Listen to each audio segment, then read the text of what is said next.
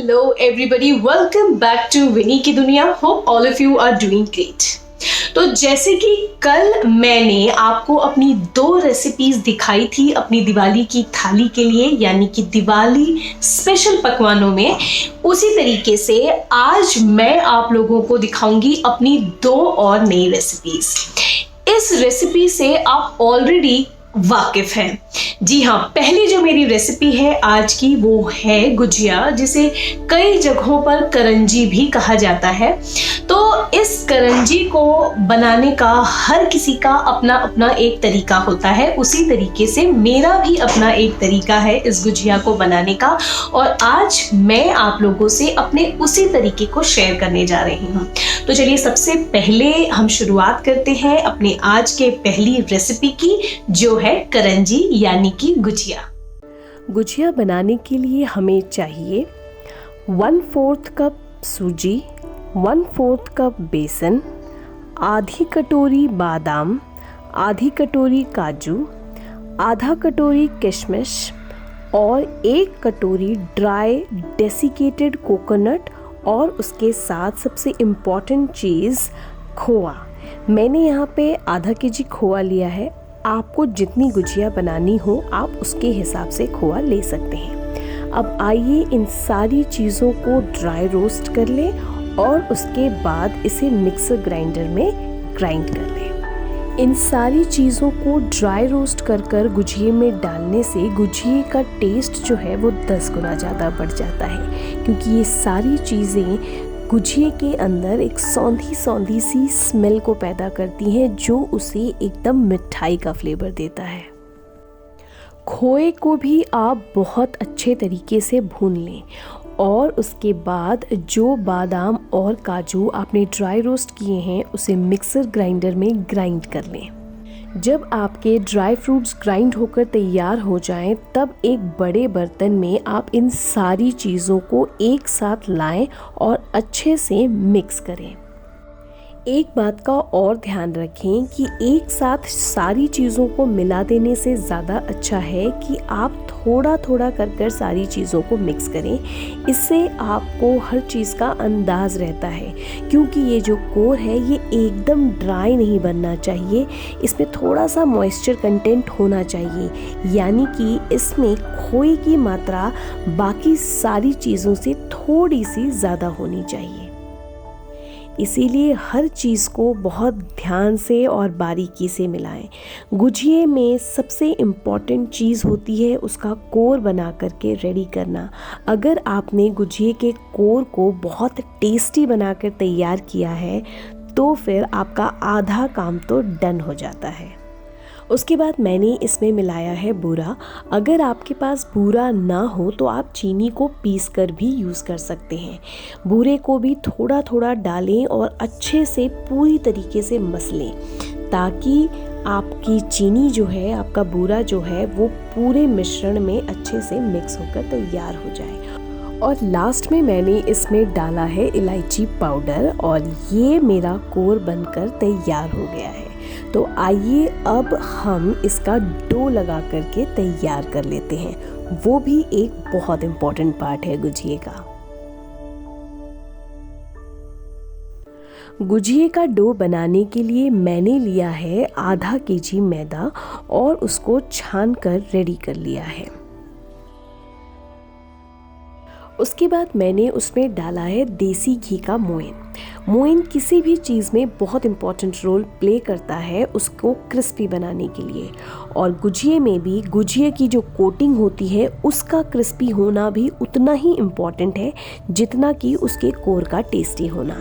इसीलिए मोइन को बहुत अच्छे से मसल कर पूरे मैदे में मिलाएं. और मोइन अच्छे से पड़ा है या नहीं, इसके लिए जो मेथड मैंने आप लोगों को बताया है उसी को आपको यहाँ रिपीट करना है. और अगर गोले बन जाते हैं इसका मतलब मोइन अच्छे से पड़ा है. उसके बाद थोड़ा थोड़ा पानी लेकर इसका एक डो बना करके तैयार करना है. ध्यान रखिए कि इसका डो भी पूड़ी के आटे की तरह ही होना चाहिए, बहुत ज़्यादा मुलायम नहीं होना चाहिए.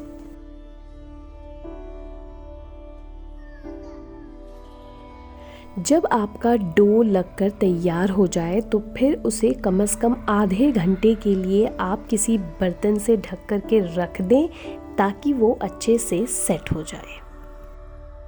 उसके बाद आराम से एक जगह पर आप बैठ जाएं, सारी सामग्री लेके, जैसे चौकी, बेलन, कोर और गुजिये का सांचा, और इस तरीके से पूड़ी के साइज़ की लोई काटें और उसे पतला बेल करके रेडी कर लें। ध्यान रखें कि गुजिया बनने में कम से कम 2 से 3 घंटा लगता है और सबसे इम्पॉर्टेंट चीज़ जो होती है वो यही होती है, इसको बेल करके भरना और गढ़ना। तो बहुत पेशेंटली इस काम को करें। और ये देखिए इतना पतला होना चाहिए आप जो चीज़ बेल करके रेडी करें। तो बस अब इस चीज़ को सांचे पे इस तरीके से आप रखें। इस काम को करने में बिल्कुल भी हड़बड़ाएं नहीं, क्योंकि ये काम बहुत प्रिसिशन से करने वाला है। उसके बाद इसमें भरें आप कोर। कोर भरते समय एक चीज़ का ध्यान रखें कि कोर को सिर्फ एक तरफ ही डालें, बीच में न डालें, अदरवाइज़ इसको तलते समय बहुत ज़्यादा प्रॉब्लम होती है। और अभी मेरे आटे में मॉइस्चर है, इसीलिए मुझे कॉर्नर पे पानी लगाने की ज़रूरत नहीं है, लेकिन फिर भी आप लोगों को दिखाने के लिए मैंने थोड़ा सा पानी लगाया है। बस इसको प्रेस करें और ये जो एक्स्ट्रा आटा है इसको निकाल करके साइड कर लें और आपकी गुजिया बन करके तैयार। इसको खोलते समय बहुत ज़्यादा ध्यान रखें और इसे आराम से बाहर निकाल लें। और फॉर द सेफर साइड अगर आप चाहें तो इसके कॉर्नर को हल्के हाथ से प्रेस कर सकते हैं। बस आपका गुजिया गढ़कर तैयार हो गया है। आइए इसी तरीके से बाकी सारी गुजियों को भी गढ़कर तैयार कर लिया जाए। एक और बात, यहाँ हो सकता है कि आपको मेरा कोर थोड़ा सा ड्राई दिख रहा हो, लेकिन वो सिर्फ इसलिए है क्योंकि जब खोआ ठंडा हो जाता है तो वो थोड़ा ड्राई हो जाता है। लेकिन जैसे ही ये गुजिया एक बार गरम तेल में जाएगी, ये सारी चीज़ें बाइंड हो जाएंगी और जब आप इसे तोड़ेंगे तो ये अंदर से हल्के से गीले रंग की निकलेंगी। वही इसका मेन चीज़ है जो इसे बाकी गुजियों से थोड़ा अलग करता है। तो इन सारी चीज़ों को, इन सारे टिप्स एंड ट्रिक्स को अपनाइएगा और इस तरीके से गुजिया बनाने की कोशिश करिएगा। शायद आपकी गुजिया बाकी टाइम से थोड़ा अलग बने। तो बस हमारी सारी गुजियाँ गढ़कर तैयार हो चुकी हैं। आइए अब इसे तलने की तैयारी की जाए। गुजियों को तलने के लिए आपका तेल सिर्फ मीडियम गरम होना चाहिए, बहुत ज़्यादा कड़कड़ गरम नहीं होना चाहिए। अगर आपका तेल बहुत ज़्यादा गरम होगा तो आपकी गुजिया भले ही ऊपर से गोल्डन ब्राउन हो जाएगी, लेकिन अंदर से वो कच्ची रह जाएगी। इसीलिए इस चीज़ का बहुत ज़्यादा ध्यान रखिएगा।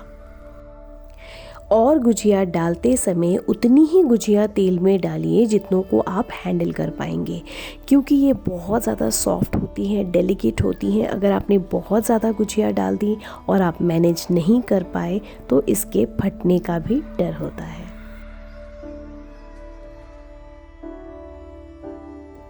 जब आपकी गुजिया इस कलर की गोल्डन ब्राउन हो जाए तब इसका मतलब है कि आपकी गुजिया बनकर तैयार हो गई है।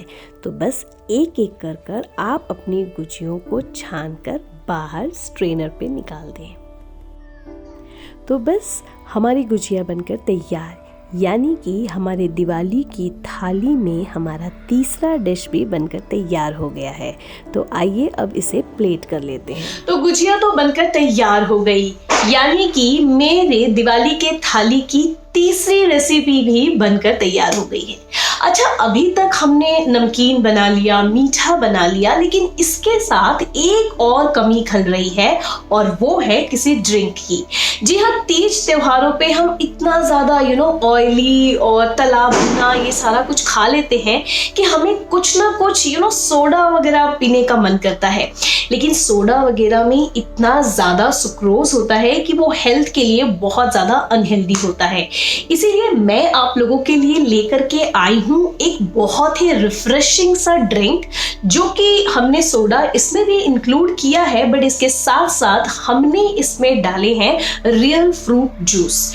तो चलिए अपनी इस रेसिपी को भी देख लेते हैं कि इस रिफ्रेशिंग जूस को बनाने के लिए हमें किन किन सामग्री की जरूरत पड़ेगी और इन सामग्रियों को मिलाकर हम कौन सी ड्रिंक बनाने वाले हैं। आज हम बनाने वाले हैं फ्रूट पंच। और फ्रूट पंच बनाने के लिए हमें चाहिए कुछ फ्रूट जूस और थोड़े से क्रश्ड आइस। तो मैंने ले लिए हैं यहाँ पे क्रश्ड आइस और ये ले लिए हैं मैंने 2 सर्विंग ग्लासेस। इन दोनों ग्लास में मैं थोड़ा थोड़ा ये क्रश्ड आइस डालूंगी। उसके बाद मैं उसमें डालूंगी 1-1 चम्मच ऑरेंज स्लश।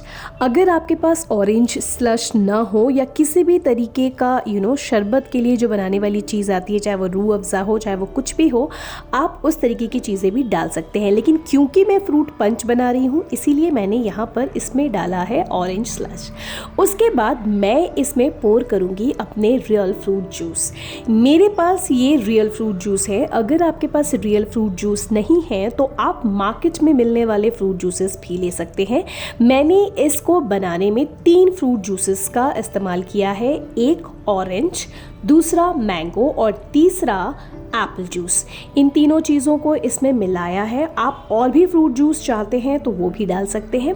उसके बाद जो चीज़ मैं इसमें डालने वाली हूँ वो इस चीज़ का टेस्ट 10 गुना बढ़ा देती है और वो है सोडा। जी हाँ, इसमें हम डालेंगे थोड़ा थोड़ा सोडा और इसको कर देंगे हम अच्छे से स्टिर। उसके बाद हम इसको डेकोरेट करेंगे लेमन। अगर आपके पास ऑरेंज स्लाइस्ड हो तो आप ऑरेंज से भी डेकोरेट कर सकते हैं। और फिर हम इसको एक अच्छा सा फील देने के लिए इसमें डालेंगे स्ट्रॉ। तो बस हमारा फ्रूट पंच बनके रेडी हो गया। ये बहुत ज़्यादा रिफ्रेशिंग है, दिवाली के लिए एकदम एप्ट है।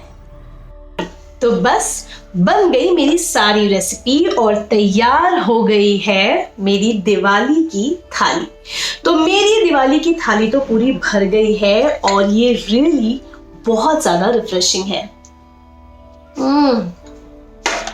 ये सारी चीजें आप अपने घर में बनाइए, सबके साथ मिलकर खाइए और अपनी दिवाली को यादगार बनाइए। दिवाली का फेस्टिवल जो है वो 5 दिनों का फेस्टिवल होता है। जी हाँ, पहला दिन यानी कि आज का दिन जो आज से ही शुरुआत हो जाती है और आज का दिन होता है आपके धनतेरस का दिन। दूसरा आपका छोटी दिवाली, तीसरा बड़ी दिवाली, चौथा गोवर्धन पूजा और 5वां भाई दूज।